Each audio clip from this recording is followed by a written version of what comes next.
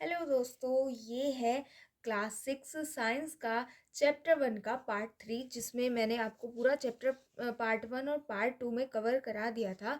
और आज है इसकी एक्सरसाइज। हम अभ्यास प्रश्न करेंगे जो हमने पहले पढ़ा उसी के कुछ क्वेश्चंस हैं। जैसे शुरू करते हैं, गुरुत्वाकर्षण का सिद्धांत किसने दिया? तो मैंने आपको बताया था कि गुरुत्वाकर्षण का सिद्धांत ना तो वोल्टा ने दिया था, ना सीवी रमन ने दिया था, ना एस.एन. बोस ने भी नहीं दिया था। किसने दिया था? न्यूटन ने। अगला है, वैज्ञानिक विधि का चरण नहीं है। तो जिज्ञासा सिद्धांत सिद्धांत तो होते हैं, क्योंकि हम कुछ जो नियम होते हैं, जो सिद्धांत मतलब कुछ चीज़ें प्रूफ की जाती है, उन्हें सिद्धांत कहा जाता है। परीक्षण और निरीक्षण, ठीक है, तो ये तो होते हैं। क्या नहीं होती? जिज्ञासा। भारतीय वैज्ञानिक है। भारतीय वैज्ञानिक कौन है? एडिसन? नहीं भाई। गैलीलियो? नहीं, ये भी भारतीय वैज्ञानिक नहीं है। Madam Curie? ये भी विदेशी हैं, हमारे यहाँ के हैं हरगोविंद खुराना। इसके बाद है, ओजोन परत में छिद्र का कारण है जल प्रदूषण? नहीं, बिल्कुल भी नहीं। ध्वनि प्रदूषण? ये भी नहीं। क्या होगा? वायु प्रदूषण। उसके बाद है, निम्नलिखित प्रश्नों के उत्तर दीजिए। दो भारतीय और दो विदेशी वैज्ञानिकों के नाम। तो दो भारतीय वैज्ञानिक आपको बताया था, एक कल्पना चावला और दूसरे हुए हरगोविंद खुराना। ये दो हो गए। दो विदेशी, न्यूटन और गैलीलियो। या फिर आप लिख सकते हो मैडम क्यूरी, एडिसन, न्यूटन। बहुत सारे थे, तो कोई भी दो लिख दो। विज्ञान के दुरुपयोग से होने वाली किन्हीं दो समस्याओं को लिखिए। तो विज्ञान के क्या क्या दुरुपयोग है? पहला, ध्वनि प्रदूषण। जो डीजे और लाउड स्पीकर संगीत है, इनके कारण ध्वनि प्रदूषण बहुत अधिक बढ़ गया है, जिससे मानव को बहुत हानियां हो रही हैं। दूसरा है जल प्रदूषण। जल प्रदूषण के कारण जल प्रदूषण के कारण बहुत सारी बीमारियां शरीर में प्रवेश कर रही हैं। तो जल प्रदूषण भी एक कारण है। मृदा प्रदूषण है।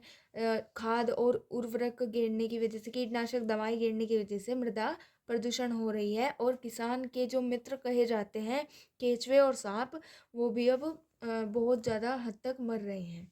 ठीक है, तो इसके कोई भी आप दो दुरुपयोग लिख सकते हैं।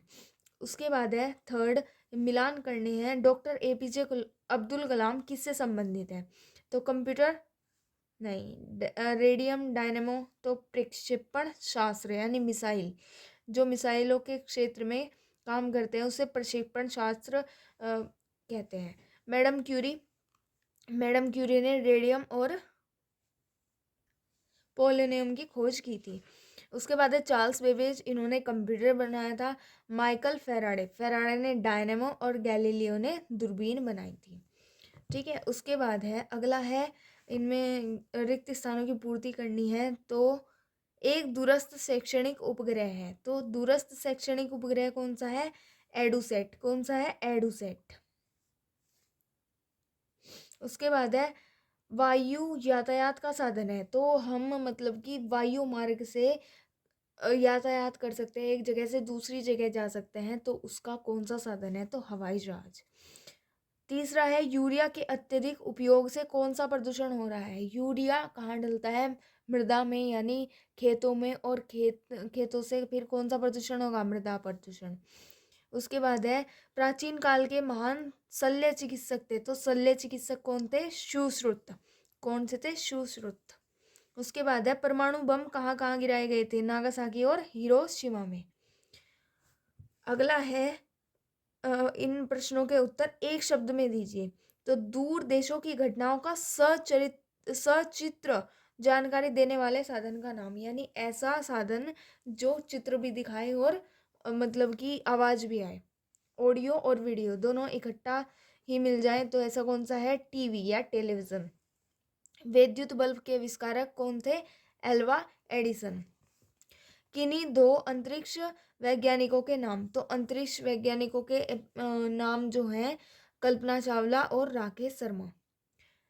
ठीक है, चिकित्सा के क्षेत्र में वर्तमान में क्या प्रगति हुई है? तो चिकित्सा में पहले जो अनुमान लगाकर दवाई दी जाती थी, या नस चेक कर कर दी जाती थी, लेकिन अब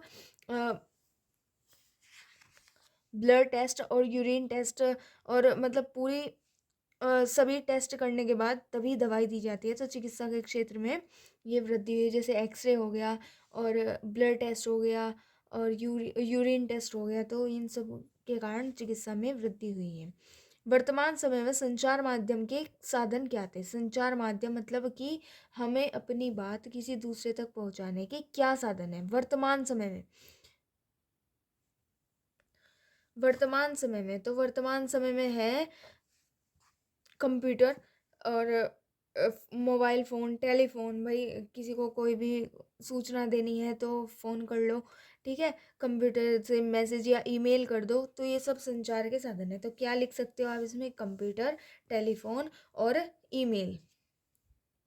तो ये आपका पहला चैप्टर आज पूरा हो गया है। ये 3 पार्ट्स में डिवाइड है। आप अगर आपने पहले 2 पार्ट नहीं देखे तो आप वे 2 पार्ट भी ज़रूर देखिएगा। अब अगले चैप्टर में मिलते हैं आपसे, तब तक के लिए थैंक यू।